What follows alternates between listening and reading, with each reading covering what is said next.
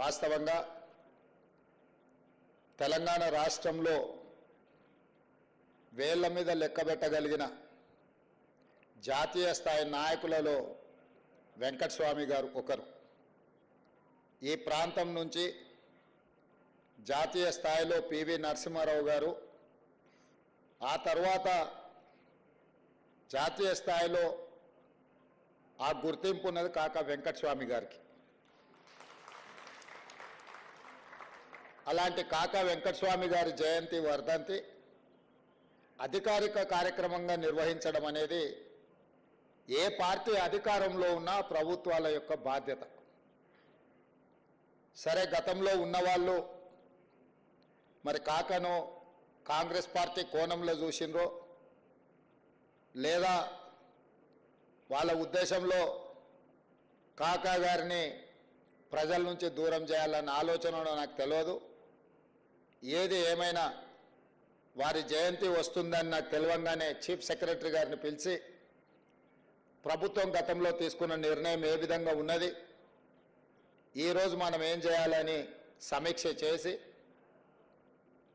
ఆ సమీక్షలో కాకా వెంకటస్వామి గారి జయంతి వర్ధంతిని తెలంగాణ రాష్ట్ర ప్రభుత్వం అధికారికంగా నిర్వహించాలని నిర్ణయించిందని చేయండి అని చెప్పి అధికారులకు ఆదేశాలు ఇవ్వడం జరిగింది. ఆ తర్వాత నా దృష్టికి వచ్చింది, మిత్రులు వివేక్ గారు కూడా లేఖ రాసింది ఈ విషయాన్ని ప్రభుత్వం పరిగణలోకి తీసుకో. నేను మీ అందరితో చేసే మనవి ఏంది అంటే, ఇది ఎవరో గుర్తు చేయాల్సిన బాధ్యత కాదు, బాధ్యతాయుతంగా వ్యవహరించాల్సిన సందర్భం. కుర్చీలలో కూర్చోవచ్చు, అది నేను కావచ్చు లేకపోతే నాకంటే ముందున్న వాళ్ళు కావచ్చు. నాకంటే ముందున్న వాళ్లకు రాజకీయంగా ఇక్కడ చాలామందికి తెలిసి ఉండొచ్చు, లేదా చాడ వెంకటరెడ్డి గారు చాలా ఎక్కువ ప్రత్యక్ష సాక్షులు అనుకుంటున్నా నేను.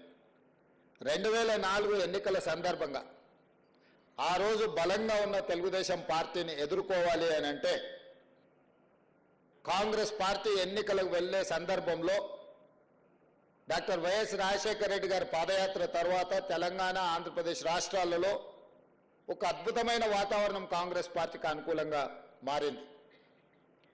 ఆ సందర్భంలో కొత్తగా వచ్చిన రాజకీయ పార్టీకి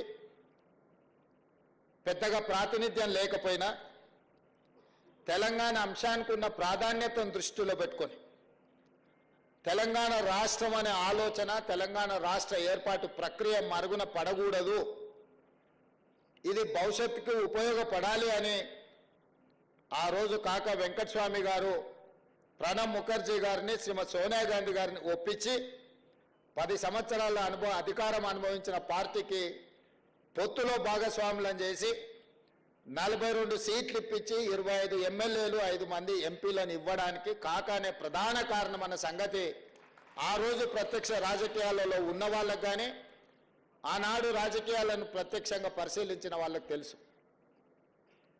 ఎందుకంటే ఆ 2004 ఎన్నికలలో రాజకీయాలను నిశితంగా ఆ రోజు నేను గమనిస్తున్నా. ఈ పరిణామాలు ఏ విధంగా పరిణతి చెందబోతున్నాయి, ఈ పరిణామాలు తెలంగాణ రాష్ట్ర ఏర్పాటు ప్రక్రియకు ఏ విధంగా సహకరించబోతున్నాయి, ఇందులో ఎవరెవరు ఏ బాధ్యత నెరవేర్చబోతున్నారు అని చెప్పి ఆ రోజు నేను నిశ్చితంగా గమనించిన. నేను గమనించిన దాని ప్రకారం ఆనాడు ఇప్పుడు గొప్పలు చెప్పుకునే వాళ్లకు 25 ఎమ్మెల్యే సీట్లు గెలవడానికి, 5 పార్లమెంట్ సీట్లు గెలవడానికి కాకా వెంకటస్వామి గారు అందించిన సహకారం ఎంతో, వారి వల్ల బలపడి రాష్ట్రంలో ప్రభుత్వం వచ్చిన తర్వాత వారి జయంతి వర్ధంతులను అధికారికంగా నిర్వహించాల్సిన వాళ్ళు అసూయతోనో ద్వేషంతోనో నిర్వహించకుండా వదిలేసిండ్రు. అందుకే కాంగ్రెస్ పార్టీ అధికారంలోకి వచ్చిన వెంటనే కాకా ప్రజల ఆస్తి, పేదోళ్ల ధైర్యం, నిలువ నీడ లేని వాళ్ళను ఆదుకోవడానికి, అండగా నిలబడడానికి, నగరానికి ఉద్యోగ ఉపాధి అవకాశాల కోసం ఎవరొచ్చినా ఎక్కడో ఒక ప్రభుత్వ స్థలంలో వాళ్ళు ఉండడానికి అవసరమైన ఏర్పాటు నాకు తెలిసినంత వరకు ఆ రోజుల్లో కాకా వెంకటస్వామి గారు 80,000 మందికి గుడిసెలకు నిలువ ఆధారము నీడనిచ్చిండు అని చెప్పి లెక్కలు చెప్తున్నాయి. ఇవాళ ఒక్క ఇందిరమ్మ ఇల్లు ఇప్పిస్తేనే 100 సార్లు చెప్పుకుంటాం మనం. లేదా డబల్ బెడ్రూమ్ ఇల్లు ఇచ్చినోడైతే మన జీవితాల్లోనే బాగు చేసినట్టుగా మనకు మొత్తం వండించినట్టు వార్చినట్టు తినిపించినట్టు ఇవాళ గొప్పలు చెప్పుకుంటారు. కానీ 80,000 ఇండ్లు పేదోళ్లకు హైదరాబాదు నగరంలో ఇప్పించిన కాకను మర్చిపోవడం అనేది అది వాళ్ళ బాధ్యత రాహిత్యానికి ఒక ఉదాహరణ. అదేవిధంగా సింగరేణి గురించి మిత్రులందరూ చెప్పాను.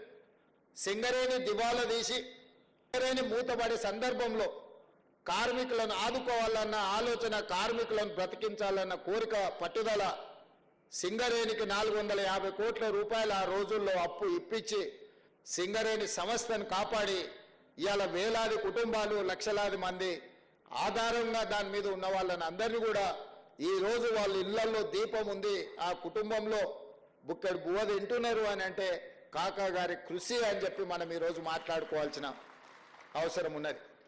ఇదే కాదు, జాతీయ స్థాయిలో పండిత్ జవహర్లాల్ నెహ్రూ గారిని చాచా అంటే తెలుగు రాష్ట్రాలలో అదే స్థాయిలో కాకా అని గుర్తింపు ఉన్నది గడ్డం వెంకటస్వామి గారికి.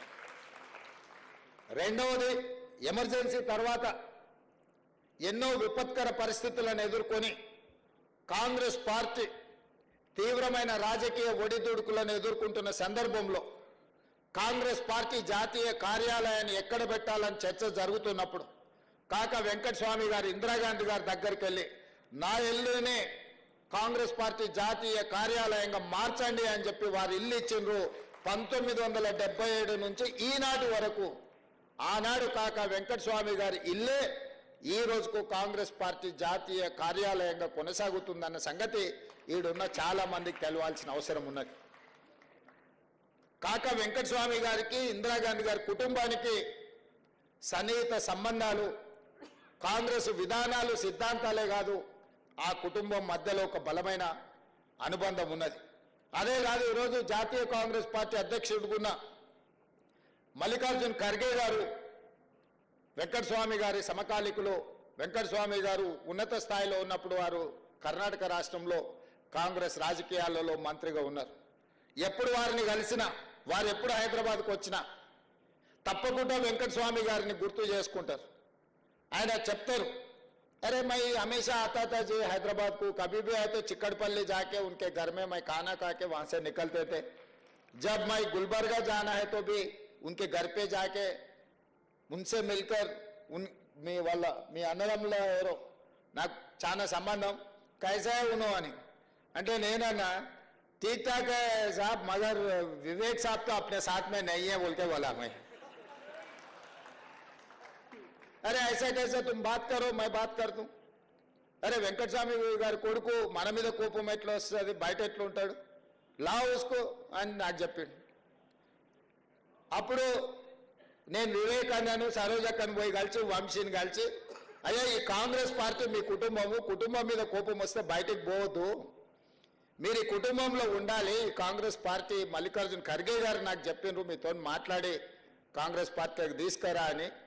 మీరు రాండి, ఈ పార్టీలో మనకందరికీ మంచి జరుగుద్ది, ప్రజలకు మేలు జరుగుద్ది, మీకు నాకు మేలు జరిగినా జరగకపోయినా, లాభం ఉన్నా లేకపోయినా తెలంగాణ 4 కోట్ల రాష్ట్ర ప్రజలకు మేలు జరుగుతుంది, మీరందరూ కూడా రావాలి అని చెప్పి వాళ్ళందరినీ కాంగ్రెస్ కుటుంబంలో కలిపి మొన్న జరిగిన ఎన్నికలలో, అది శాసనసభ కావచ్చు, పార్లమెంట్ కావచ్చు, అన్నిట్లలో వారికి వచ్చిన అవకాశాలను వారు సద్వినియోగం చేసుకున్నారు. వెంకట